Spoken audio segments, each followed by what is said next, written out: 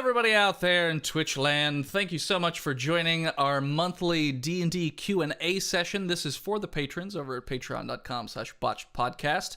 Because of you guys, we hit one of our goals, so now we do this monthly Q&A session where I'm joined usually by only one person, but today I figured we'd double up on the fun, and we're being joined by two people from Polyhedron. Say hello, Matt and Scott. Well, I'm Scott Cuban. I'm one of the hosts of Polyhedron podcast. It's basically an RPG discussion and interview show where we just basically talk about all aspects of all RPGs, all different games. I'm also the lead storyteller at Simulacra Studios, which is an actual play, live play studio for my own role-playing campaigns. Nice. Currently, I'm running a Vampire the Masquerade campaign on Twitch, and I'm releasing an Amber Diceless role-playing podcast, audio only. But I've got a couple more campaigns in the works, so that's actually going to ramp up. Matthew actually runs a Wrath and Glory campaign on that stream as well. But I'm sure he'll talk about that. And yeah, that's me. Yeah, I am Matthew Mellis. I am the creator, co-host, and producer/editor of Polyhedron. And we have one other good buddy that's not here today. His Ryan. He's another co-host of that particular podcast. As Scott said, I do a little bit of game work for Simulacra Studios. I think the term is RPG entertainment. Scott? RPG entertainment. That's the one I like to circle around. Is basically the thing, and we're sort of building that up. I've been doing that for a couple weeks now. Had to take a couple break recently just because I wasn't feeling well. But if you go to Simulacra Studios, you'll find all that good content there. Bean says in the chat that Matt, you're quiet. Doesn't look like it on my end, but feel free to turn yourself up a little bit. If you knew the man, Bean, that's not the common thing. That would be a lie. And sorry. Yeah, Twitch gets a little funny sometimes. Yeah. Okay. Hopefully that's better. Yeah, you're definitely louder on my end, so hopefully that's good for you, Bean. Everyone's eardrums out. Yeah, just let us know then, Bean, if that's working. And then I, as always, Dennis, the world's most okayest DM from Botched D&D podcast. So for you guys on your show, you said it's an RPG sort of discussion and interview show. So do you guys ever play like D&D or RPGs on the show, or you just discuss? We do, but we generally our plays are only through our Patreon content. Okay. We will occasionally release like the first episode of a campaign on the stream. Okay. But we do have a Polyhedron Plays series for our patrons. Yeah, nice. We've done Shadowrun Anarchy. That was the first one we did. Mm-hmm. We are in the middle we have finished recording all of the Trinity Continuum Aeon games. We're using the story path system. Those are done, and those are slowly being released basically every other week. Okay. And then we'll probably end up doing some one shots for some more narrative based games here coming up soon. Oh, nice. Yeah, but that's available for all of our like $1 and up patrons, so it's super cheap to access that content. Yeah. Oh, good. All right. So I was just adjusting my volume so that I could increase you guys' even further. Mm-hmm. So. Yeah, that sounds good. More power. So so then to build off what you guys were just talking about, I have a question for you. So do you guys typically play pre-made stuff, or do you ever play custom-made? Like you write your own campaign sort of thing? I generally write my own campaigns. I don't really tend to run out of the box very often. Okay. Coming up soon, one of the campaigns that's in development that I'm going to be running for Simulacra Studios is I'm actually going to be running for the first time ever a Dungeons and Dragons campaign. Oh, nice. Based off of the upcoming Acquisitions Incorporated supplement from Penny Arcade. Because I'm a sucker for that stuff, so I decided to throw my hat into that particular ring, and that's going to be out of that book. Oh, okay. So, yeah, you gotta run if you'd known Scott, I've known Scott for a very long time now, and it's taken him this long, years, to get him even close to D&D, let alone play/run D&D. I've played D&D fairly, not often, but from time to time. I'm not one of those D&D haters. By no means do I hate it. It's just not my preference. Sure. Well, so would you say then that in all the RPGs that you have like a type of character that you like to play? Like, do you like to play like the tank, like the melee character? You like to play like the spellcaster, the range character? What do you typically go for, Scott? I typically go for the smart guy. Oh, the smart guy. Okay. Like the smart guy, the guy that figures out the puzzles, the guy that figures out the mysteries. Maybe a little like social power generally. It's funny. For the longest time, when I did play a D&D campaign, I basically played a variation of the same character, which was named at one level of facetiousness or another, Meat Shield McSword Guy. Nice. And that was kind of me playing against type for a game that I wasn't exactly enthusiastic about. But it's always been fun. It's always been fun to play Meat Shield McSword Guy. Oh, good. Well, we've actually thought about, for just like funsies one of these days, playing a wizard, but it's actually a barbarian who thinks he's a wizard, so he casts fist all the time or stuff like that. Oh, yeah. I mean, that keys into one of my favorite vampire jokes, which is potence is every discipline. Okay. Just, you like me. You like me. You're very afraid. Yes. What I tell you. Yeah. You can't see me. So everyone in the chat, in case you're not aware, this is interactive Q&A. So if you have any questions at all about anything related to RPG games, doesn't have to be D&D, or if it is for D&D, about running a game specifically, or if you just have questions about playing the games themselves, feel free to put that in the chat, and we'll be sure to cover it. But so I've never actually spoke to anybody who plays a lot of pre-made stuff or like book written type thing. Everyone I know pretty much just does it themselves. So I'm curious how, like, in what way can you account for the unexpected when you're doing like a book, like something that's pre-made? Well, I've got a little experience with this because recently we ran through Dungeon of the Mad Mage with our good friend Andrew. He ran the actual game. Okay. And that book is really well laid out and it's really well designed because it's got the big beats. But obviously, regardless of your situation, if you're running a book, you're going to have to improv eventually. Okay. Not all the answers are in the book. Okay. You as the GM, DM, the Dungeon Master are going to have to figure out, well, they're doing something that's not in the book, not something I expected. I need to pivot slightly. And the best way to do that is just be very familiar with the material. Okay. Like knowing where the next beat needs to happen and go and try to nudge them in that direction, especially if you're really, really trying to stay on book, trying to get that A to B to C sort of mentality. Sure. Usually when I do use content from books like that, from pre-made adventures, I usually kind of use some chicanery and basically say like, yeah, this stuff is going on and it's happening while you guys are doing something else that's a bit more custom and homebrew. Like that's one of the things I did for my Aberrant campaign, as well as my Trinity campaign that I used to run. Just basically saying, yeah, all these big events are happening. You guys are doing something parallel to it. That way, it's less constrained by the material that they've provided, while still drawing from it. Okay. By the way, thanks Debo for the follow. You guys probably can't see it on your end, but when somebody follows us, I'm sure you've probably seen this video where it's all the circus freaks and they say one of us, gooble gobble, gooble gobble. So so it's that. So I had to just stop myself from bursting into laughter. Yeah, while you were talking, didn't want to interrupt you or anything like that. Well, good job on following. So to follow up on that, like I said, I've never played a pre-made one either. How do you avoid the on-rail shooter feel of things where, like, it doesn't matter what your decisions are because this is where the story is going, so you have to go this way sort of thing. You know what I mean? Mm-hmm. Okay. Generally, my philosophy is that when this goes for using material out of a book or using material that you've entirely created, is essentially I stay. This is the world state. This is what's happening right now, right here, and it's going to go in this direction if the PCs don't intervene or if the PCs don't make choices. If the PCs make choices that go in line with what's been pre-written, that's fine. But if everything comes up for grabs when the PCs interact with something. So I just see this as here's the world state, and the world state changes based on what the PCs do.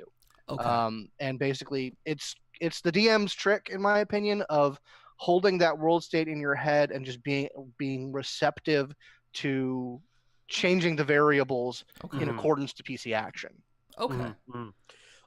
If the adventure is you're pulling, like you're actually doing an adventure out of a book and you're looking at it, I would to not give it a railer is maybe change it up a little bit, like reskin a few things, add something, subtract a thing, nothing major, nothing catastrophic, but just like one little thing so that, and if anyone's like read the adventure, is like, aha, I've done this adventure before, I know what's going to happen.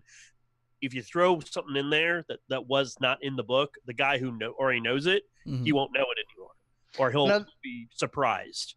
Another trick you can do is sort of use a technique that Matthew and I have been championing for a while now, which is in session 0, meaning a session or that either happens before or directly before actual play, where you sit down with your players and basically go over sort of the meta level of what the campaign's going to be about, what the characters are, how everyone fits together. And if you're running from a book, one of the questions that you can ask the table is, hey, I'm running it from this book, and do we want to stick to this book? Do we want to experience what this book has to offer and acknowledge that means we're going to be a little on rails? Okay. Basically get buy-in from your players. If you're really enthused about, I want to run this book, make it explicit. Basically say, look, guys, normally it's a free-for-all, but I'm going to be guiding you, and let's make a gentleman's or a table agreement to let's go on this track and go where this leads. That's actually a really good suggestion, because I actually have a story about that. Before 5e came out, there was the Baldur's Gate sort of adventure that they were sort of playtesting and had released. I think it was for free RPG Day, like several years ago. And I started running it for people, and I had a player there who was just like, we started playing. He was like, what are we doing this? Why are we working for this group? Why do we care? Like, he wanted some very normal, very understandable reasons for his involvement. But because it was an adventure that we all just wanted to have fun with, and we really weren't like super serious into like getting into nitty gritty of all the characters, he was having sort of a disconnect with because the expectations were not lining up, and the understanding was not lining up, and so it created a dissonance in the group. So what Scott said is absolutely gold, in my opinion. Okay. Yeah, that's interesting that you would do it that way with the buy-in. That actually makes a lot of sense.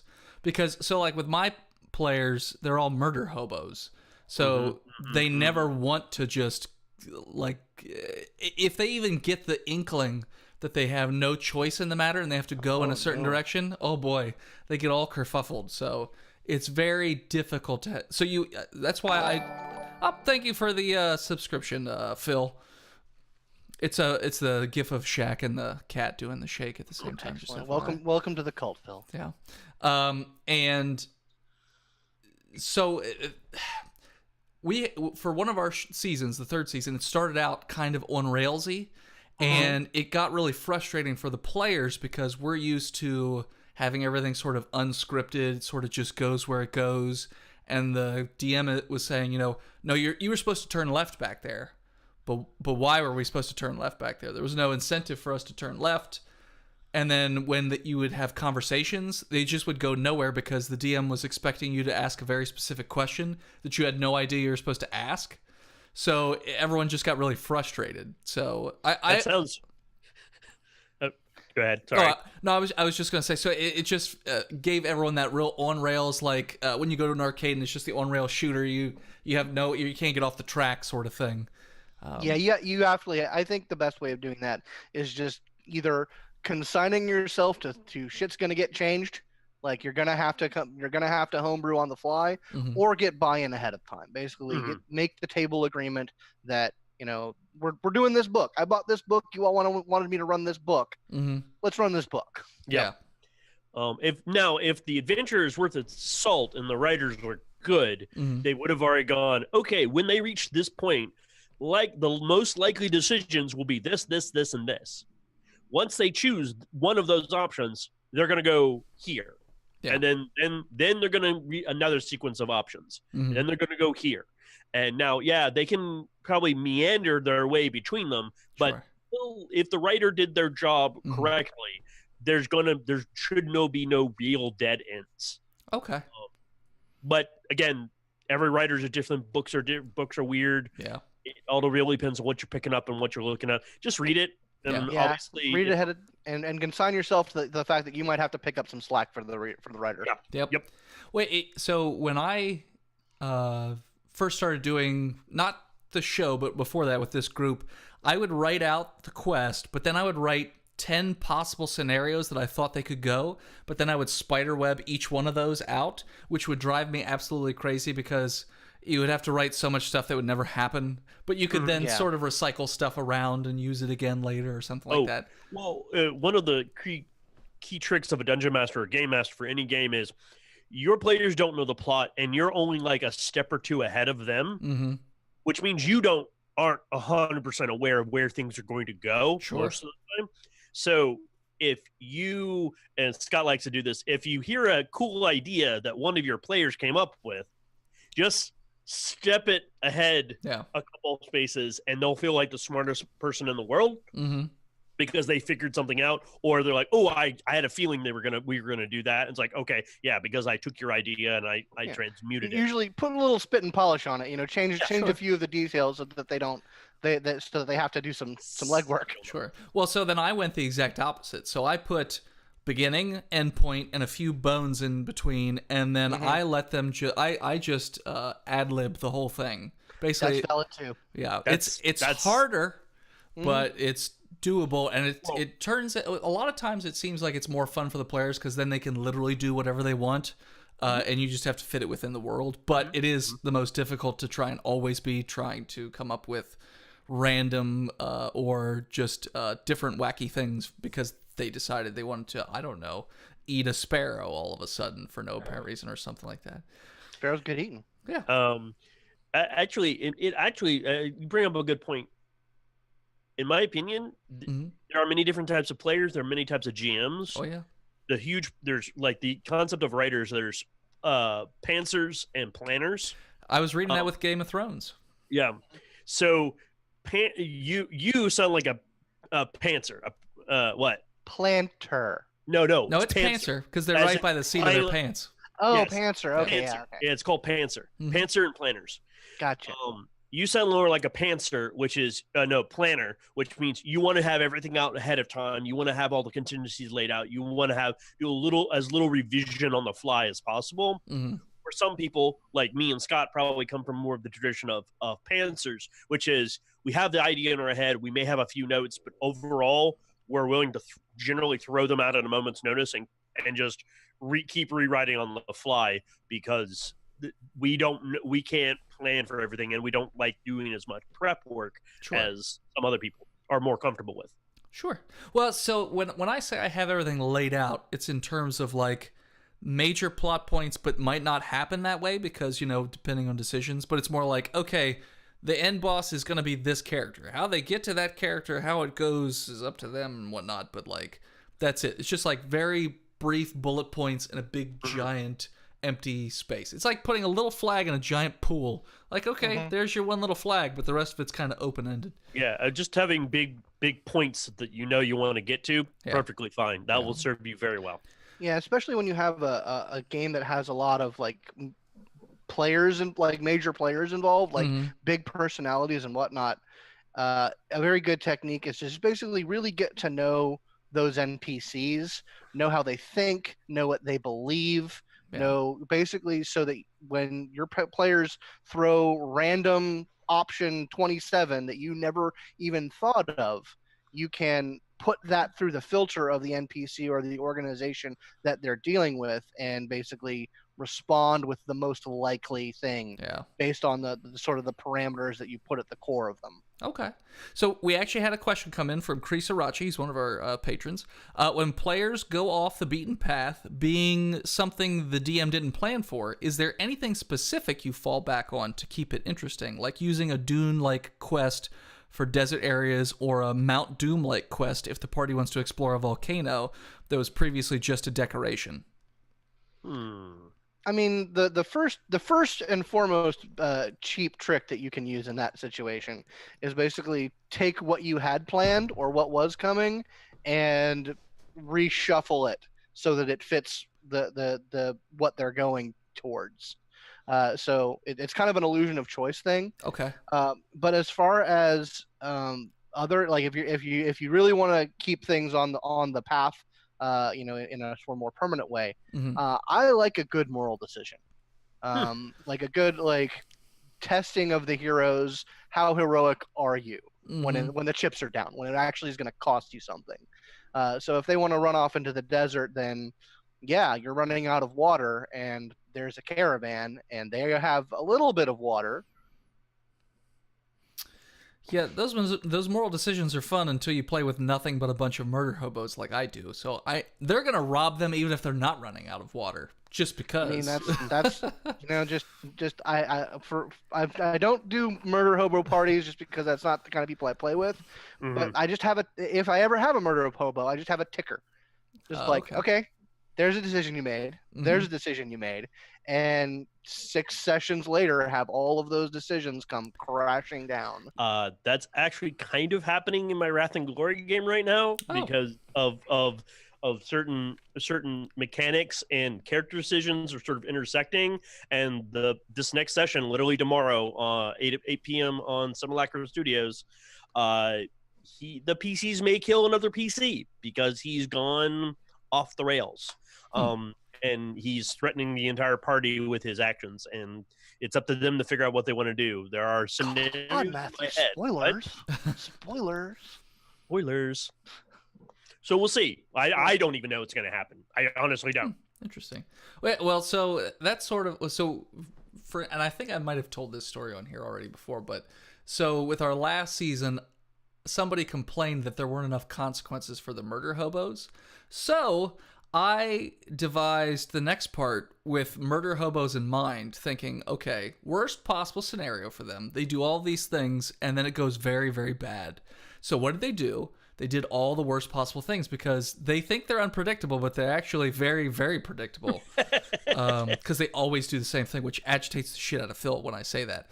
But he always ends up falling back sort of into the same thing, too, a little bit.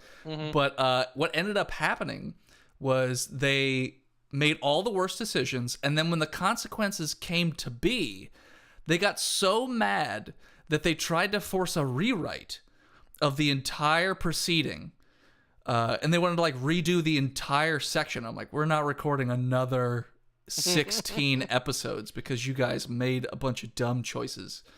Yeah, that's actually a thing you have to understand, and this goes to session 0 stuff we were talking about, is understand the game is the GM's game. They technically have ultimate authority over the game. So you can negotiate with your buddy, but once the game is going, you can't sometimes you can't treat them like your friend, and you got to just treat them as well, this is just the reality that I live in, and that is how it works. You may not like it as a player, but your character has to deal with it.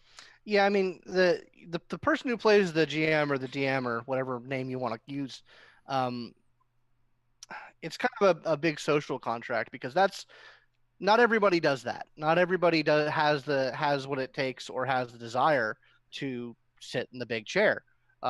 So that authority sort of comes with that willingness to take on that role from a sort of social balance standpoint. So yeah.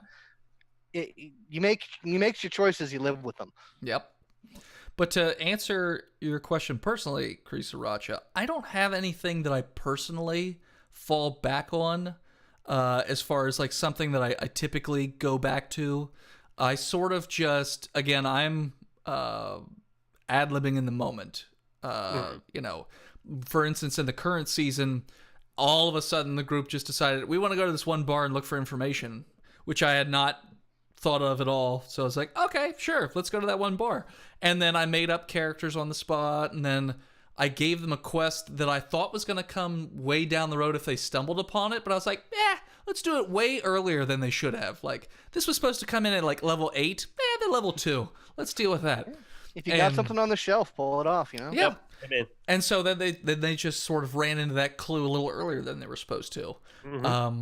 But yeah, so I don't have anything specific that I fall back on. It's just I sort of think of it in the moment, and if they're on a mountain, you could do a couple different things. You could do a combat-related thing, you could do some skill check-related things, or you could do some sort of diplomacy because there are bandits in the mountains, but maybe they're starving or something like that, and there's like a reason why they're not evil inherently. They're just trying to survive. You know, there's lots of different things, and you could pull a lot from fantasy tropes because there's a million of them. So I mean, you watch any fantasy movie or TV show, you could come up with something, but you don't necessarily need to do it exactly the same because then they'll be clued into it.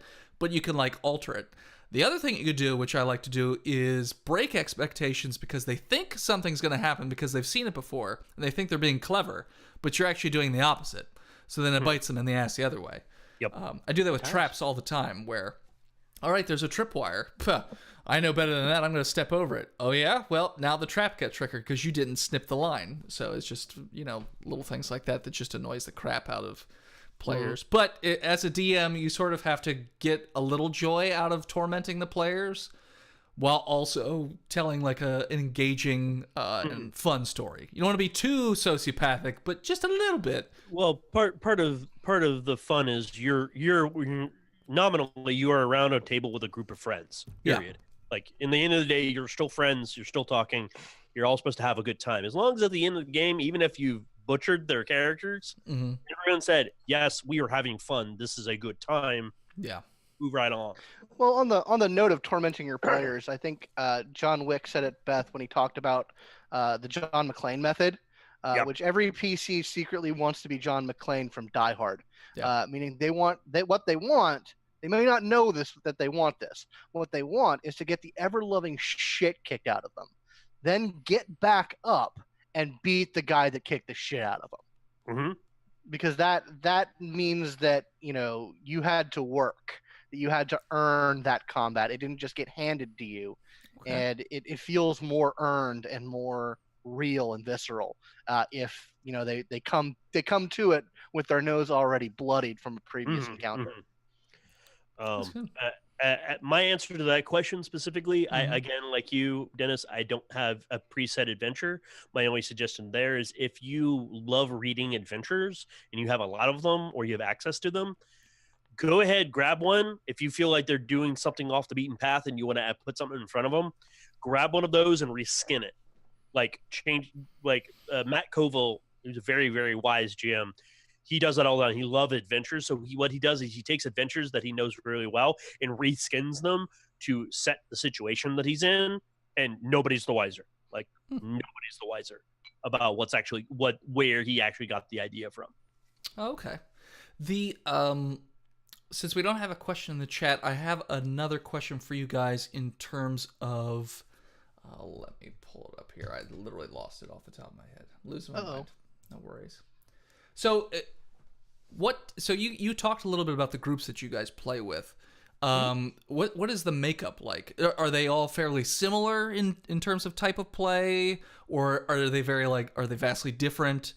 For instance, you know, I find it's very difficult to play with somebody who's a rules Nazi, as I call them, because I'm very loosey-goosey with the rules. As long as you can make an argument that it makes sense to me, I'll let it fly. But other people are like, no, this is what it says, letter of the law, boom, boom, boom, boom, boom, boom, boom, that sort of thing. I think at this point in my life, I mean, we always grow and change as we age. At this point in my life, I kind of cultivate my tables, both from playing and running games. I try and surround myself with people who put story and character first before pretty much any other aspect of the game. as long as I think that's what I enjoy the most, and that's what I get the most fun out of, and so I try and surround myself with people who have similar tastes. And Okay. there's various levels of rules knowledge or rules sticking to the Sure. rules beneath that, and that's fine. Like the rules are there for a reason, and they're there to play with, and they're there as part of the game Sure. aspect of it. But when I sit around a table, I'm there to tell a story or to explore a character, first and foremost. Yeah. For me, the people that I prefer not to play with is definitely similar to what Scott said. I definitely want people who want story first. I don't mind very rules heavy people. I'm a rules heavy person.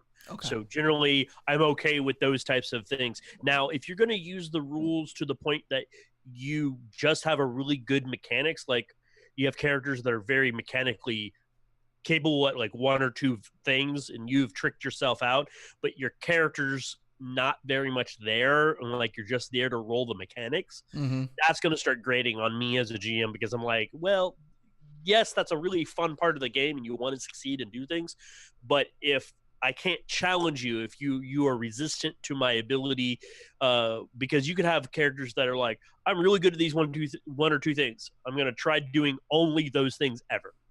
Like Okay. if you try to, so if I try to challenge them on anything that's not those things, it's going to it can get tension can happen between us because I'm like, you're not letting me challenge the weaknesses of your character and showcasing the character in a more 360-degree angle of what they are good and not good at and what decisions they make when they're at their weakest rather than when they're at their strongest. We've had that as well, especially for whatever reason. I don't know why, but with the acrobatic skill, for some reason, they try and argue that that is the skill that is to be used for everything. I said no.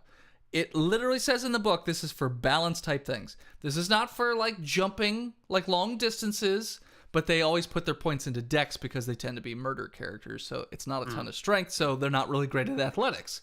So they're always trying to argue their way into acrobatics, and I have to constantly tell them, no, that's not what that does. Or insight. And I'm like, that's not what, you can't insight a freaking object. It's the whole point is being able to read a person. That's what that is. It's not the clue generator. Insight is not the clue generator. Yeah. It is literally for- your ability to read people. Yeah. It is for people. Like it's Yeah. for social Yeah, cues. for social cues, yes. But for like Arcana or survival. Yeah. Investigation, actually, I was going to think of like investigation, object, investigation. Yeah. Well, see, the issue is they put all their points into charisma and wisdom because perception and tricking people. They don't put any in intelligence because who cares? So investigation is intelligence, and so is the other. I think survival might be. No, I think survival's wisdom. So yeah, they tend, and Arcana's intelligence. So they definitely don't get that a lot of times. So they try and move it to a different skill that they can actually accomplish, and get really agitated when they can't do it. So That's what you Well, have- if you guys should really try other, no, D&D is the big thing, and it's a great system. Everyone should use it. But if you want a little more flexibility, like Storypath and White Wolf and all this other stuff, they have much more flexible systems in that if you can interpret it a certain way, you should be able to do it. Granted, GM is the final arbiter and decision maker on that. Sure. So. Well, our current season actually is not anything like normal D&D. So I like to take the base rule set with some of the stats and all that jazz and move that over, but I don't always like playing, standard fantasy RPG type stuff. I get tired of it every once in a while. So this season we're actually doing like a Call of Cthulhu 1932 New York City kind of thing. Cool. Where I made up all my own classes. There's not really races because, it's all people. And just, run with it from there. But using like the base set of rules still works. And most of the same skills. I don't use Arcana, so I added a couple different things like driving skill and firearm skill and that sort of thing. Taking a little bit from, I forget what it was called. I think it actually might be Vampire Masquerade because I think there's like a John Wick spin-off of that particular RPG setup, if I'm remembering Wouldn't doubt it. And that's a lot of fun too. So an interesting OGL product. When I say OGL, I mean 5th edition D&D OGL that I've just recently looked up. It's called Gene Punk. okay, and it's sort of future sci-fi transhumanism with using the core D&D system. So you can give yourself like genetic mods, Okay. powers and different abilities, and it's sort of like is hitting that very alien-esque transhumanist vibe that could be really cool, because that's the cool thing about the OGL in general is there's a lot of little games out there that people are making to take D&D and put it in other like avenues and try to mold it to do other things that you would want to play in. Okay. We have another question from Krisaracha. Oh, another follow. Wooble gobble, gooble gobble, one of us. I love it too much.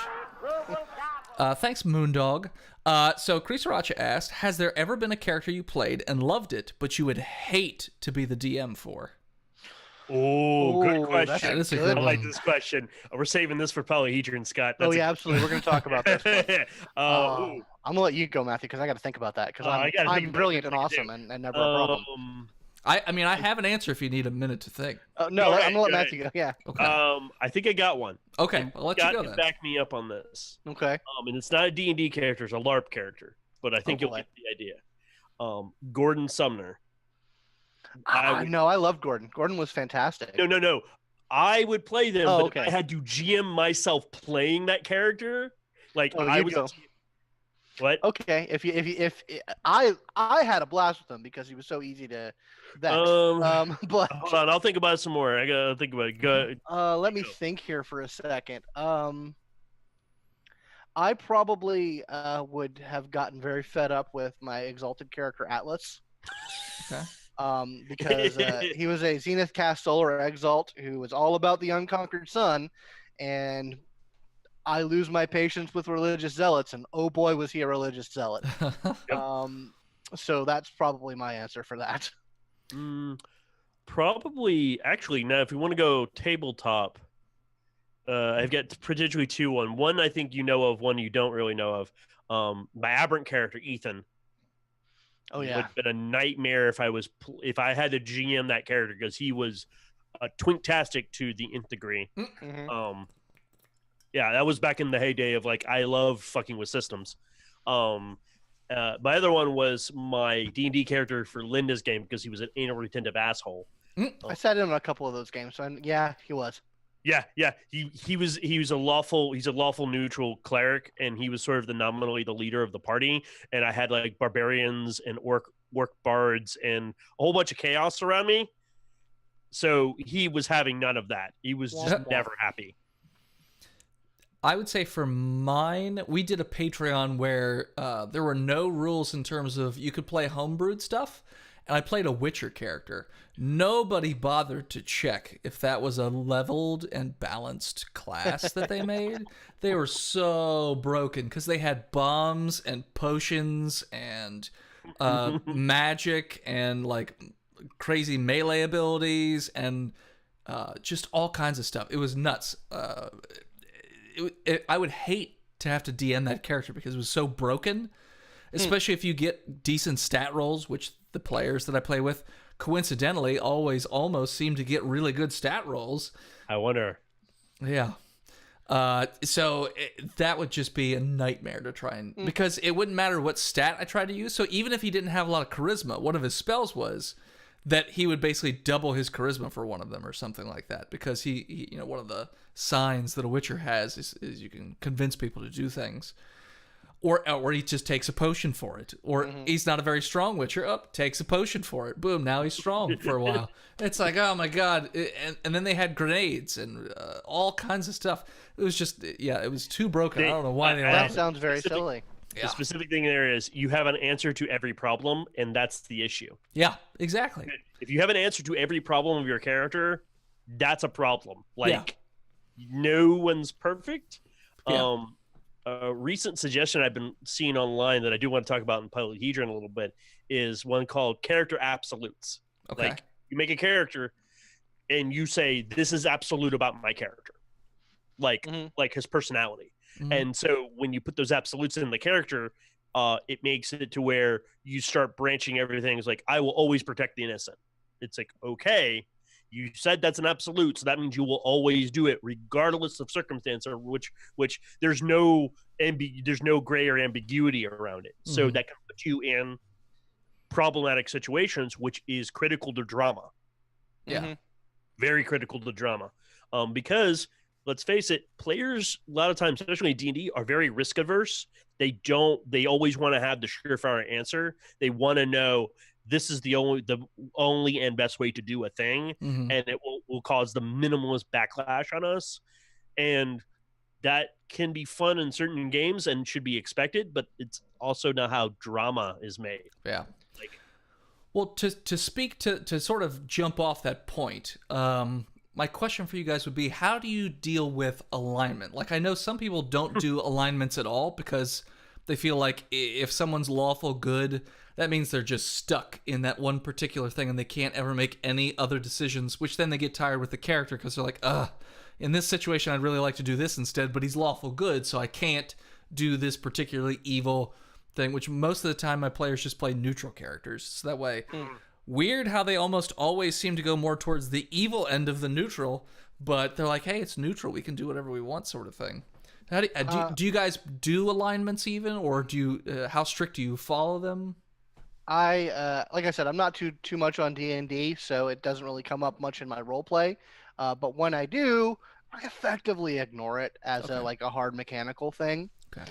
Now, something interesting, John Wick just a couple months ago released something called Santa Vaca Okay. through his Patreon, which is basically his sort of complete reskin of D&D, using all the things on the character sheet remain the same, but the mechanics behind them are different.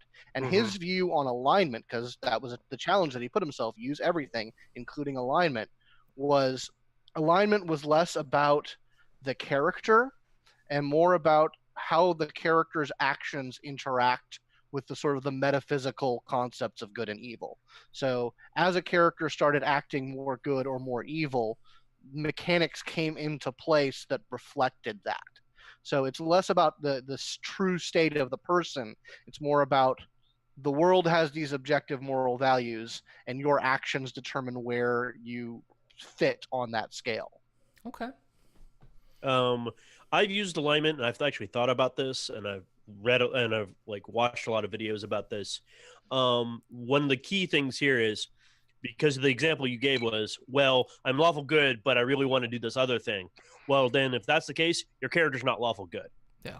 You don't let the alignment shouldn't dictate your actions. Your alignment should be a reflection of who the character is. So if your character's like, yeah, I'm going to shift this dude in the back because I want some money, you're probably neutral, if not chaotic, if not evil, maybe somewhere in that spectrum. Yeah. You need to, don't let that dictate you. You dictate it. You determine what it is. Alignment is, and it can be fun to do if you want to use that as sort of like, I am lawful good. Okay, what kind of lawful good are you? There are many interpretations of what lawful and good mean, and everyone's got it. That's actually kind of one of the weaknesses of alignment in general is, and you can watch it if you looked at the history of D&D. Mm-hmm. Used to be a much bigger, much heavier part of the game, and every iteration has had either a different interpretation of it or has scaled it back substantially to where now it's almost not really a thing in D&D. Yeah. There's a few minor mechanics and or situations where alignment is useful or necessary, but other than that, it's do whatever you want. I mostly see it as something that mostly applies to the gods of D&D, like that, because they are non-human, bigger, larger archetypical things. The concepts of pure good, pure evil, pure law, pure chaos apply more to them, and then as from a character's perspective, it sort of depends your relationship to those gods. That's where that kind of comes in. Okay. But that's just my take on it. Well, then to piggyback off that a little bit, are there in this could be non-D&D, so it could be any RPG that you guys play. Is there any rule that's either been used for you guys homebrew or in the book that you just absolutely ban outright when you guys play? Ooh.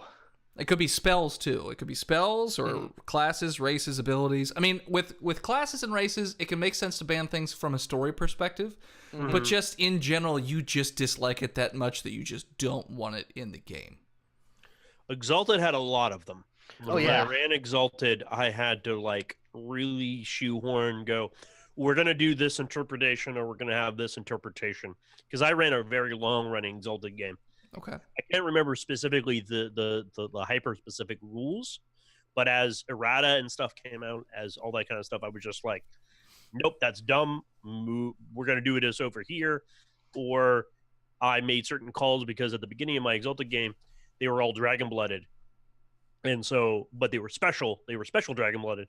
So I had to like tweak the rules as we went so that it reflected more of what I wanted to showcase to them, that they were more unique than normal. Okay. Nothing I can't think of a band out. Yeah, I can't think of anything off the top of my head that just like from a rules perspective. That's that. I can generally adapt to anything if need be. Okay.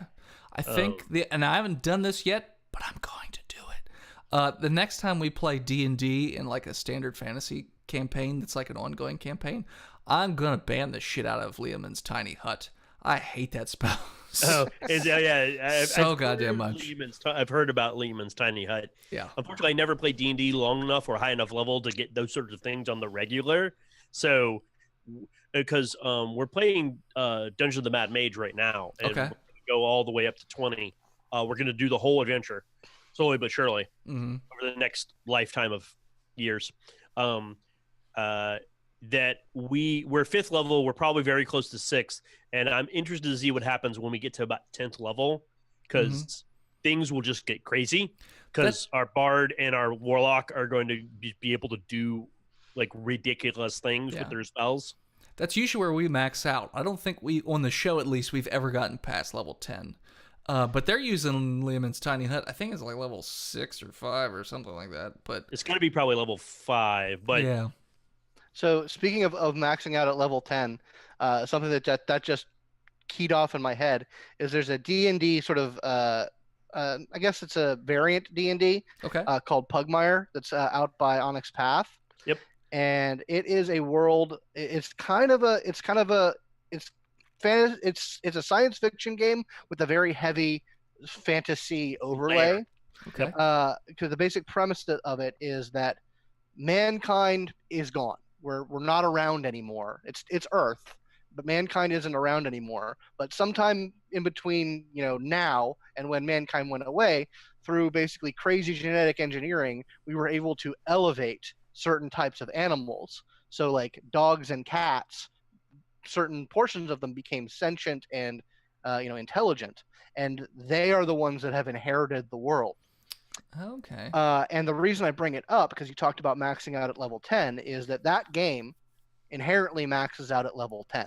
Yep. There's no rules from beyond level 10, and the reason is one of the most bittersweet, saddest thing that I've ever seen in a game. It's because pets don't live that long. I knew that's what you were gonna say.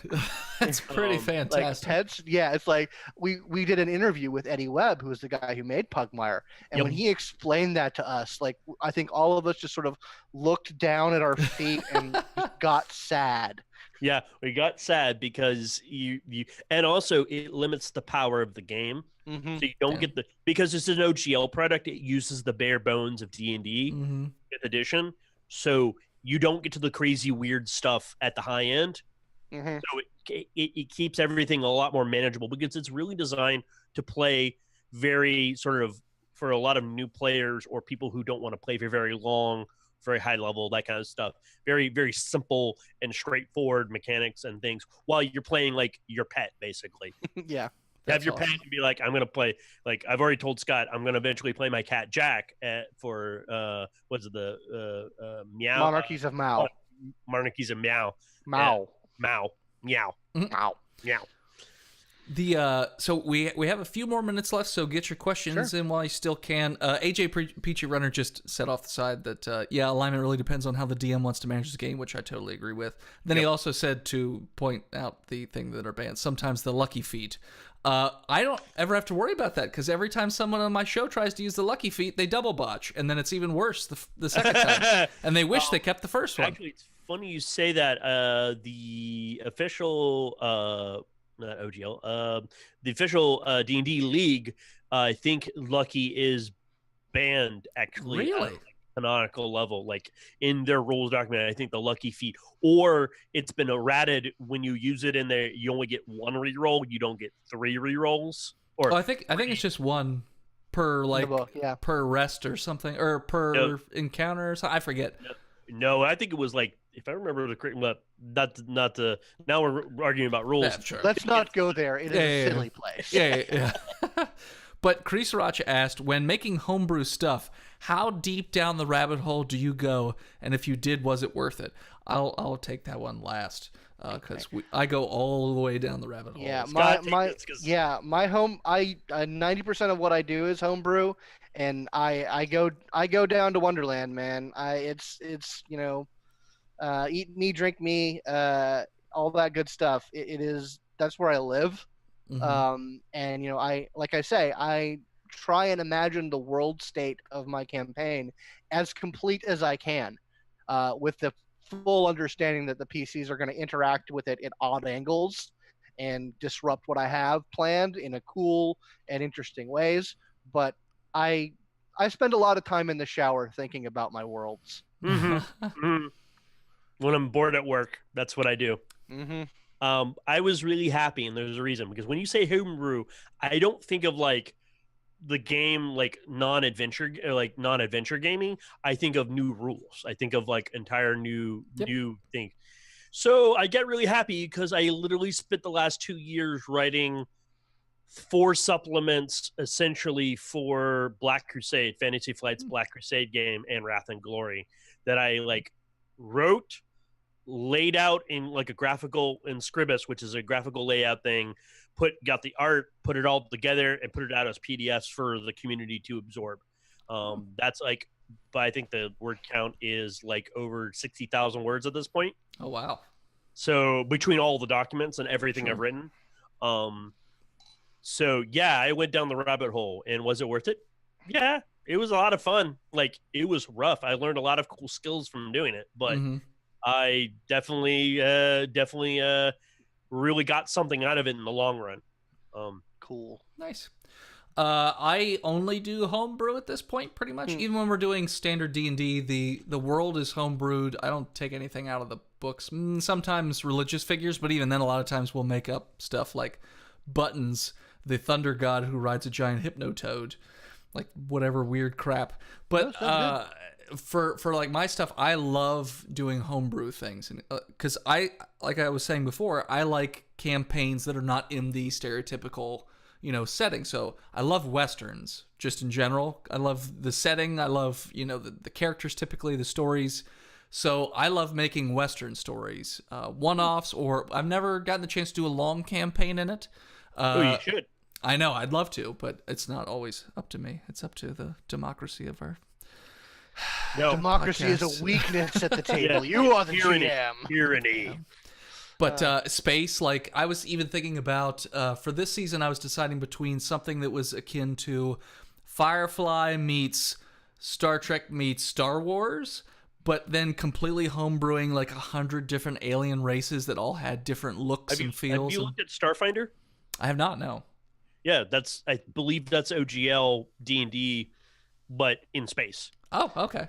Look up Starfinder. I'm a speak out of turn here, and I'm going to give you a little bit of homework. Okay. I want you to look into a game called Dogs in the Vineyard. That is a technically Western game, but it is incredibly weird. Okay.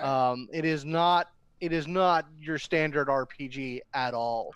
It is a kind of RPG exploration of a kind of weird West take on what if the Mormons were right. So think about that. Think about that, and look into dogs in the vineyard. Because I know you're primarily a D&D podcast, and I love you for it, but there's something to be said about different games with different like core rule mechanics. Sure. They give you very different feels for the game and the world you're in.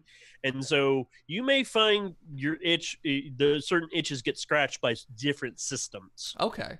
Well, so the idea I had at some point, because our Patreon like monthly episodes, those are just one-offs.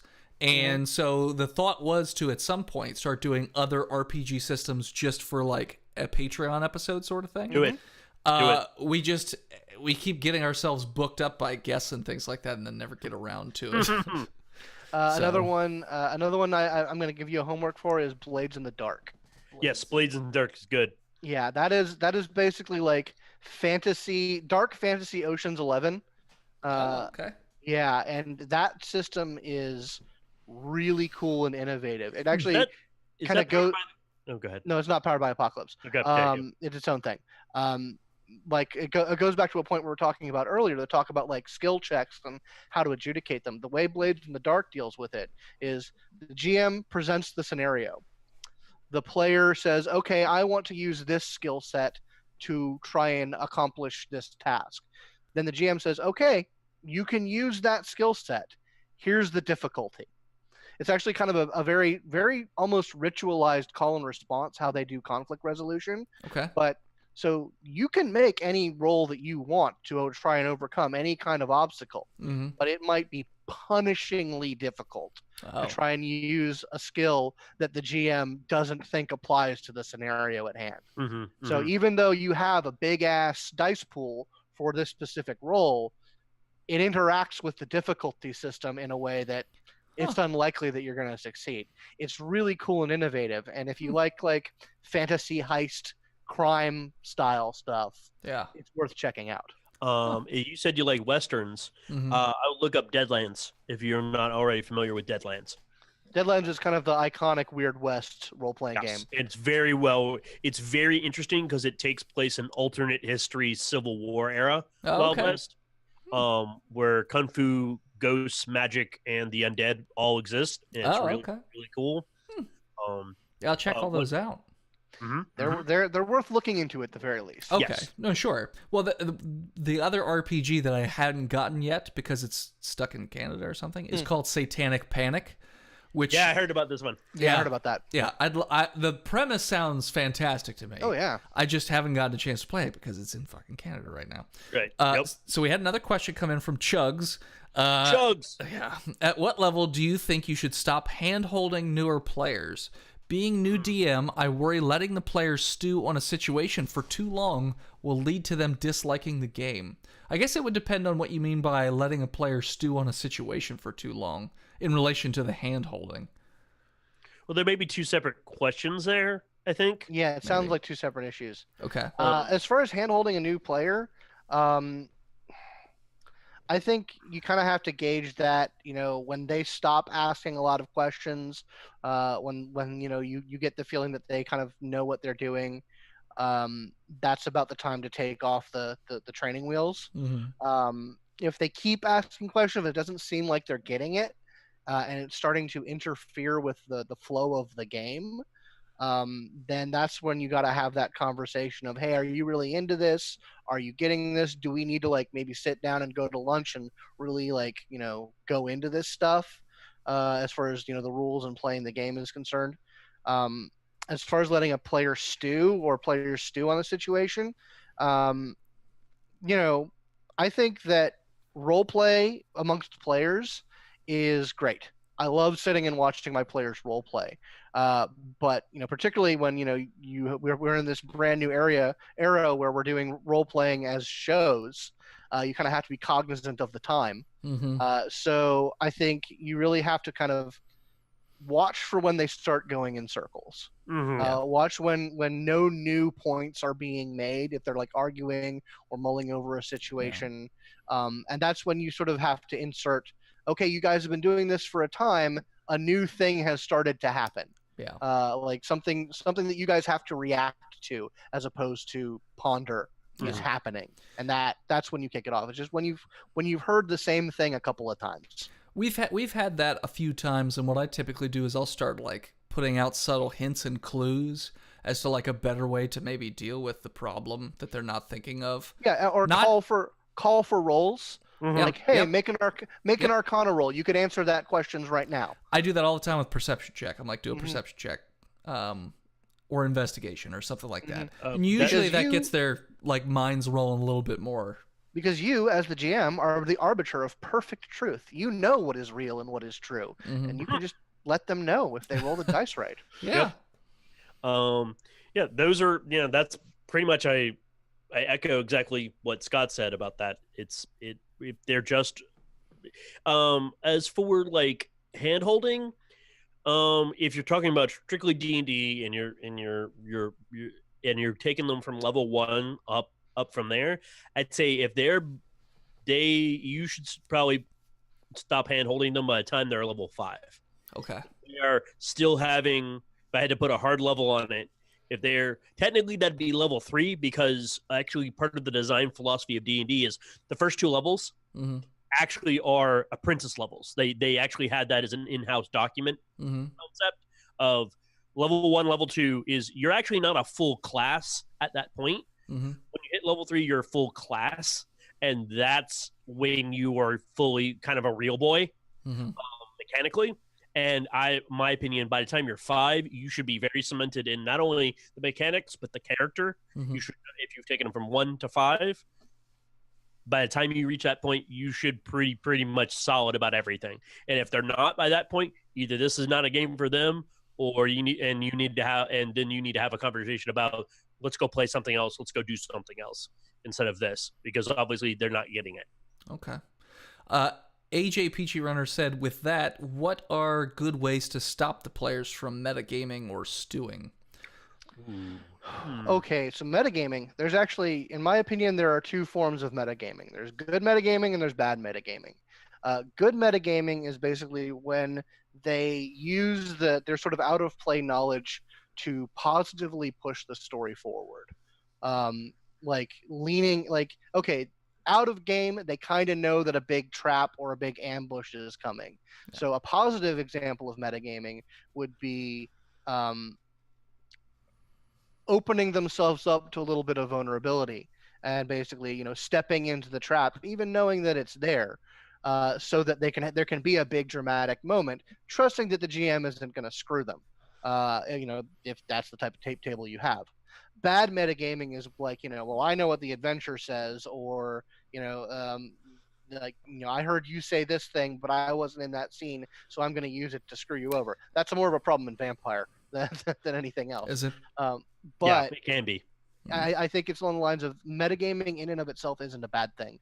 It's how it's done and why it's done that makes it a thing. But as far as bad metagaming, just be harsh about it. Tell them to stop it. Like, if you have to pull out the rolled up newspaper and the squirt bottle, then do it, because that can be really toxic and lead to some bad situations, and got no time for it. Especially if the conversation is between players, like that's why it's a bad issue. That's why it's an issue in Vampire, because there can be a very antagonistic relationship between all the characters. Okay. And if one guy is metagaming, that's an unfair advantage in some respects, and that's what you as the GM have to go, no, stop that. That is implausible. That you shouldn't be able to know that. Move on, and they'll probably start howling to the 4 winds that they're not metagaming. But I mean, that's just you have to assert your authority on that point. Like it can be unpleasant because you're generally playing with your friends, and friends don't have a strict hierarchy structure outside of the game. But like I said, it's part of the social contact. When you sit in the big chair, you have that authority, and you should use it for the good of the game. Yeah. Yes. Friends. Yes. That's what I play with. Friends. Well, I mean, if you don't have that problem, that actually makes it a lot easier. It does. That's why I take limbs. But there's something I've introduced in the newest season that I kind of like the idea of using it as a punishment towards players if they do too much of metagaming. Because like in our table, when people are not even in the same room, like a character died, so they're not even there technically, and they're trying to help the other guys like solve the puzzle. It's Sure. like, well, you shouldn't be able to do that because you weren't there to help them or anything. But so in the newest season, what I've started doing is I started keeping a tally of when they start getting critical 20s and botches, which are critical fails. For every 5 crit 20s, you get an inspiration point. And a lot of players in other games, whenever they do something really special or creative, they get an inspiration point as well. But for every botch, I take a notch too. And for every 5, I give you an unlucky point, where I get to pick when you re-roll. Oh, no. So if somebody was metagaming to the point where it was becoming an issue, you could be like, okay, you have an unlucky point now. At some point, I'm going to get to dictate when you have to re-roll your die. So I'm going to step in here. I'm going to criticize you, Dennis. Okay. My opinion, it never works well by using mechanics in the game to punish or reward metagaming. Okay. You need to talk to that player Sure. out of game and go, hey, you're doing this. Sure. This is happening. You need to stop it. Yeah. I mean, I haven't done it, but Right. Let me give you an alternate suggestion, because I kind of agree with Matthew there. Okay. So if that situation exists where you've got players that aren't really there and they're trying to help each other out, basically say, you can keep doing this, Mhm. but we have to do this. We have to recontextualize this as a flashback. Like, Okay. we were sitting around the campfire 2 nights ago talking about what if this happens or what if that happens. Mhm. So you can still have this conversation Mhm. as your characters. And then Sure. when we come back into like game time, Yeah. the character that's still active says, well, I remember that conversation that I had with them, because, your characters are ostensibly heroes, and they're Sure. intelligent and clever, and they might have these kind of conversations because they live in a world where there are traps and monsters and Sure. the kind of shit they run into. So it stands to reason that while they're resting, they might just shoot the shit and talk shop, Yeah. and basically contextualize this as this is a flashback. Yeah. This is a conversation you guys have had, so it makes sense to be able to use that information. Sure. And that way it folds it into the context of the story without being cheap about it. Right. Sure. Well, I'm not saying. Well, so when they metagame in the sense that the scenario that I laid out, where somebody's dead and they're still talking, that doesn't usually bug me too much. I sort of just I say like, you're dead. You're not allowed to help. Yeah. For something that I might give an unlucky point to is if somebody pulls out their phone and starts looking up how to do things. Oh, yeah. That's Yeah. where I get more That's where the like fly swatter comes out. yeah. That's where I'd like to punish. That's where I would put in like an unlucky point. I would not use mechanics for that. Okay. Obviously, it's your table. You do things your way. Sure. I would just use the daddy voice. Well, Yep. Unfortunately, Daddy Voice doesn't work on these people. So Oh crap! Well, then you have other. Literally call their fathers. Literally call their fathers and mothers and tell them that they're being naughty. okay, that's an idea. Yeah. Oh, sorry.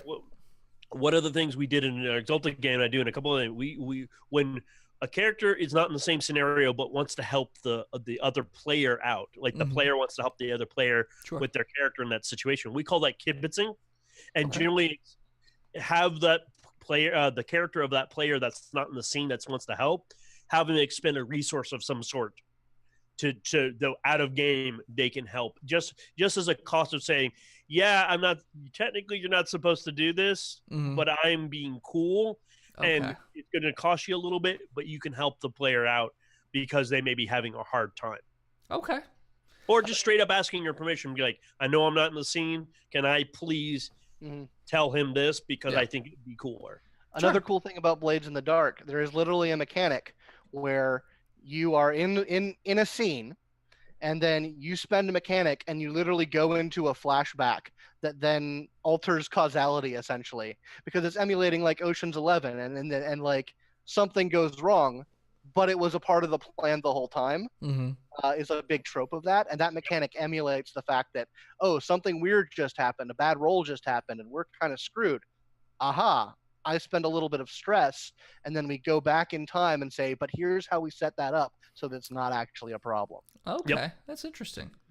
So we had our last question come in for the night, and then we'll wrap up. Chugs asked, do you incorporate the inspiration point system in your games? And I just alluded that I do, for this particular season, I have been doing inspiration points or lucky points and unlucky points for this particular campaign. But in the past, I haven't really done a whole lot with inspiration points. I've never run D&D, so I've never used that specific system, but I have done a kind of a ad hoc. Like when I ran Exalted, I had a hero dice system for some of my games, which is just like, I thought you did a cool thing. Here's a die that you can just roll in any dice pool you want to roll. Yep, that's basically what an inspiration point Mhm. is. You basically just get Yeah, advantage. So yeah, I've used Yeah. systems like that to reward good role play and, Okay. and cool, clever Yeah, stuff. I mean, I've run D&D. I've been in D&D games. Inspiration is just a part of the mechanic. I'd actually like to see the mechanics fleshed out a little bit more for inspiration. I know there's a whole bunch of homebrew on the DM's Guild that people have made well thought out suggestions of how you can incorporate it and then expand on it. Mhm. But overall, yeah, the inspiration system is solid and should be used as such. Okay. Well, Bean, I apologize that you see that we're already ending and you just got back. But so the deal is that it's a little over. I mean, we technically run over an hour, so I mean, it's a thing. But so I'd like to wrap things up. So if you guys would like to, talk about where people can find you, whether it be social media, your podcast, or if you're doing any Twitch streaming or anything like that, or live events even, feel free to throw that out there. Sure. So I'll let Matthew talk about Polyhedron. Okay. So my side of things, Simulacra Studios, is Twitch stream, YouTube, podcast thing. You can find it at Simulacra TV on Twitch and on YouTube, and simulacrastudios.podbean.com for our podcast content. That's where a lot of our RPG entertainment is. Okay. And Matthew, and my Twitter is at DivisMelcav, and the Simulacra Studios Twitter is at Simulacra RPGs. So you can hit us up there and talk to us about our stuff. Yeah, me and Scott are on Polyhedron, which you can find Polyhedron in pretty much any podcatcher of choice. We're nominally on iTunes, but we're also on Stitcher and Google Play. You can find that at just type in Polyhedron RPG, should be there, not a problem. We're at Headcanon Games /Polyhedron. We're not on Twitch or YouTube, but we are on Twitter at Polyhedron Cast. You can find me at Bioimportance, and more importantly, if you're in the Atlanta area on Friday, May 24th, if you're going to MomoCon, we have a panel called Polyhedron Live Session 0 at 7 p.m. on the 24th. We are going to talk about Session 0 and role playing. It's going to be a live episode. We're going to record it. It's going to be great. We're going to have audience interaction. So come on out. Nice. Where's Momo? Where in Georgia is MomoCon? It's in Atlanta. Oh, it's in Atlanta? Yeah, it's the World Congress Center, I believe. Yeah, Georgia World Congress. Okay. Yeah, Georgia World Congress Center. Yep. Oh, nice. It's a lovely convention. It's great fun. We're gonna have a blast. Good. Yeah. Also, this weekend, I'm going to be playing a kind of a immersive cyberpunk game where it's happening in Austin, Texas. But I got one of the virtual tickets, so I'll be playing from this chair, and I'll probably be Twitch streaming portions of my play.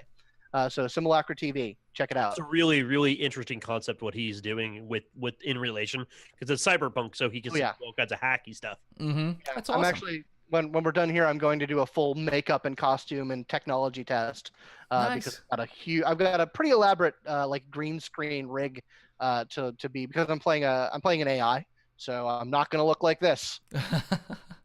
Nice. So I am Dennis, the world's most KSDM from Botched D&D Podcast. You can find us on pretty much any sort of podcatcher, so iTunes, Spotify, YouTube, all that jazz. Also, you can find me Friday night on twitch.tv/Blazing Defender, where we're going to review the finale of Game of Thrones, so Season 8, Episode 6.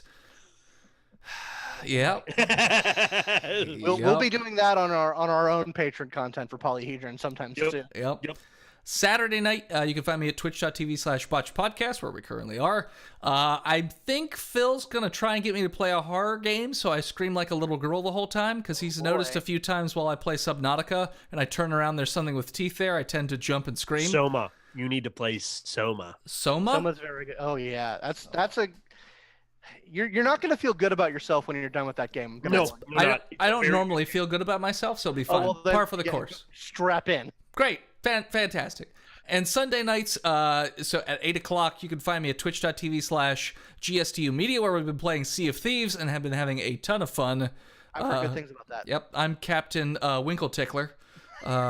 Very happy with that so far. But yeah, it's been a ton of fun. So that's where you can find me and all sorts of social media. But again, I want to thank Matt and Scott coming out from Polyhedron. Thanks so much for coming out. Hopefully you guys had a good time.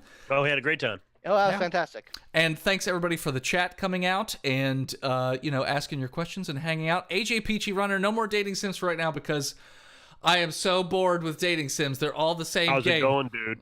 How's it going, dude? So if you want to play a dating sim that's not boring, you should play Doki Doki Literature Club. Already did. Damn. Yeah, after that, Ugh. we played Creature Romance, and I've played Miss Kitty's something or other, and I played all kinds of different dating sims. Monster Prom, I hear, is the Yeah, big. my wife has been playing Monster Prom, and that's apparently a delight. Is it? Okay. Yeah.